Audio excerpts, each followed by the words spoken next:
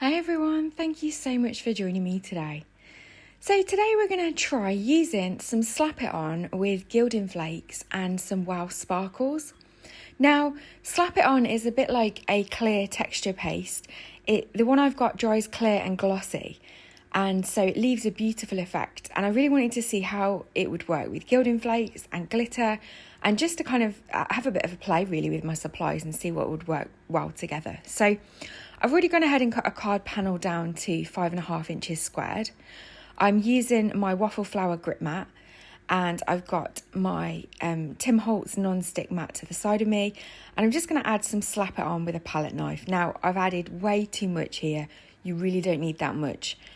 But then I go ahead and add some Wow Sparkles. I'm using Prom Queen today, and it's got some lovely kind of reddy pink tones of glitter in it, and I'm just going to blend that in with my palette knife.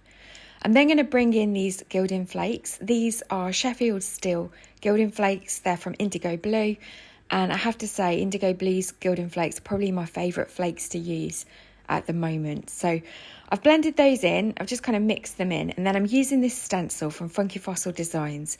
It's called Wonky Hearts, and it was designed by Claire Stead of Art Journal Love. And I'm just making sure that I've got really good coverage of the Slap It On with the Gilding Flakes.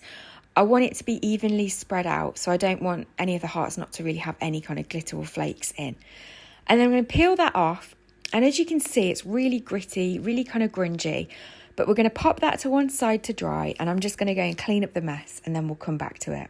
So now it's dry, you can see that we're left with these gorgeous shimmery clear hearts with loads of texture. You can see the shimmer from the Gilding Flakes and the glitter just catching the light. So now we're going to turn it into a card. And I'm going to use a matte layer of holographic pink cardstock. First of all, I'm just going to trim down my card panel just so that it is nice and even. I'm just cutting that down to 5.5 inches squared. And then the gorgeous pink holographic cardstock, I'm just cutting down to 5 5/8 squared. And I'm just going to attach that down using some Cosmic Shimmer Quick Grab glue today. Now, of course, you could always use double-sided tape here if you're a little bit worried about glue seeping out on the holographic cardstock, but I find if you're just careful with the glue, you can lay it down quite easily without any excess coming out of the sides. So once that's all stuck down, we're then going to add a sentiment, and I'm going to use this gorgeous stamp set called Happy Anniversary. It's by Crafter's Companion, and it's got Happy Anniversary in lots of different fonts. Some are joined together and some you can mix and match, so I really love this set. So I've picked out the font that I want to use, and then I'm just going to use some vellum today. I've got this vellum from Alina Crafts. It's my last little piece. It's 115 GSM, and it's really good quality vellum. And the sentiment, I've just measured it. It's about 1.5 inches wide. So I'm cutting my vellum strip to be 1 3/4 inches, just so that I'm going to have a nice little border around the edge. I'm going to stamp my sentiment in Versafine Claire Nocturne ink, which is a really rich black ink. I really want this sentiment to be bold on the card because obviously there's quite a lot going on in the background. But because I'm stamping it on vellum, I am going to clear heat emboss it to kind of seal the ink in. Because vellum is a plastic, the ink just won't dry on it and you'll just end up with it smudging. So clear heat embossing it is a great way to seal that in. Now, of course, you could use black embossing powder here. I do have black embossing powder in my stash, but when I'm stamping a sentiment, I really want it to be crisp. And sometimes I find with the black embossing powder, I end up spraying some of the powder around and it can look a little bit messy. So I just find this an easier way to get a nice bold black sentiment. So I'm just lining it up on my card panel, and I'm going to use some double-sided tape on the back. So first of all, I'm just making sure that it's nice and level. I've got it centered where I want it to go.